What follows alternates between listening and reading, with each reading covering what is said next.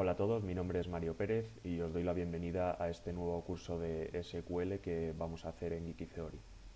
Este es un vídeo de presentación, va a ser bastante corto y simplemente quería explicaros el porqué de este curso y daros una pequeña introducción a lo que vamos a hacer y los objetivos que pretendemos conseguir.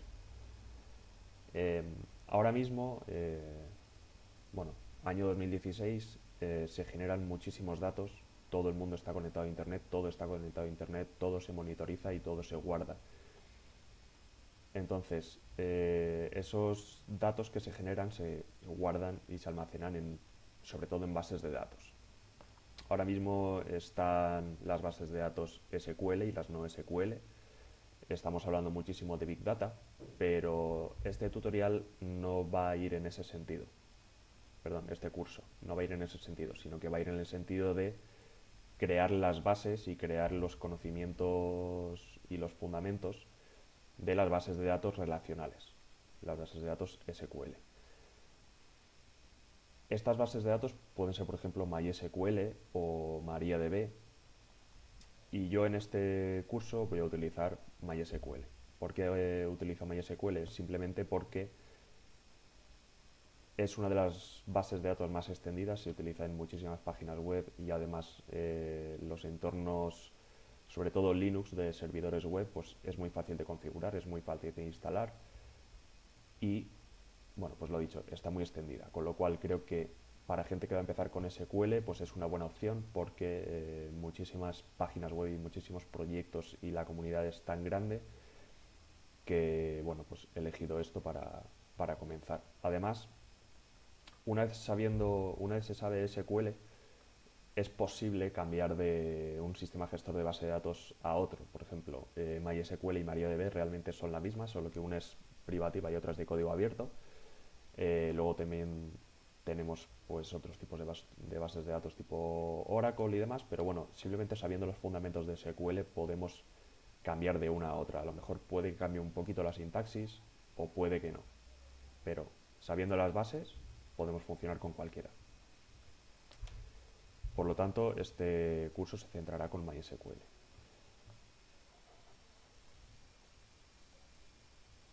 Como veis aquí, MySQL, bueno, en SQL los datos se almacenan en tablas.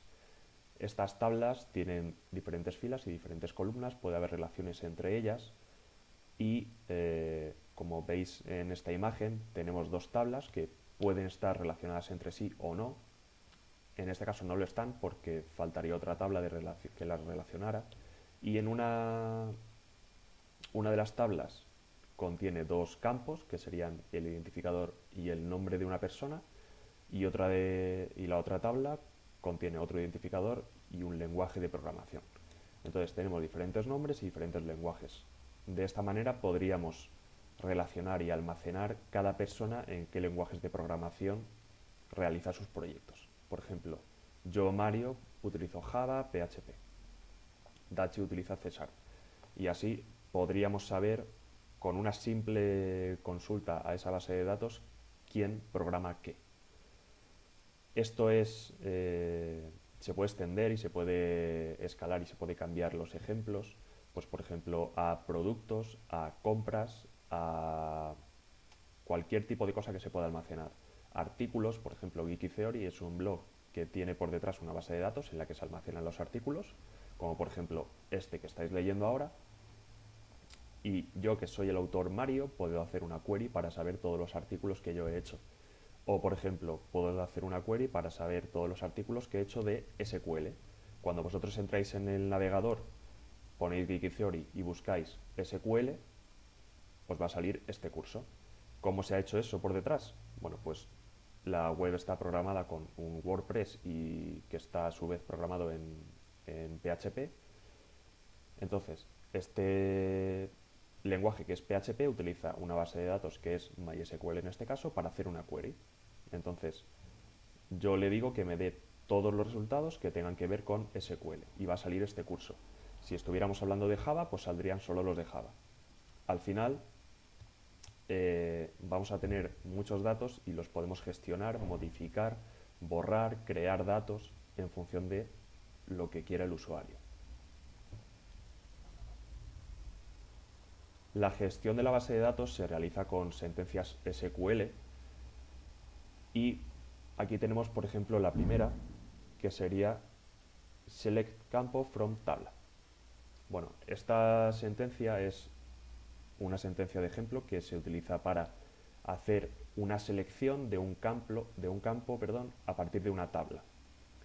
Nosotros, por ejemplo, tenemos la tabla de artículos y cuando la página web muestra el contenido de un artículo, podríamos hacer select contenido from artículo.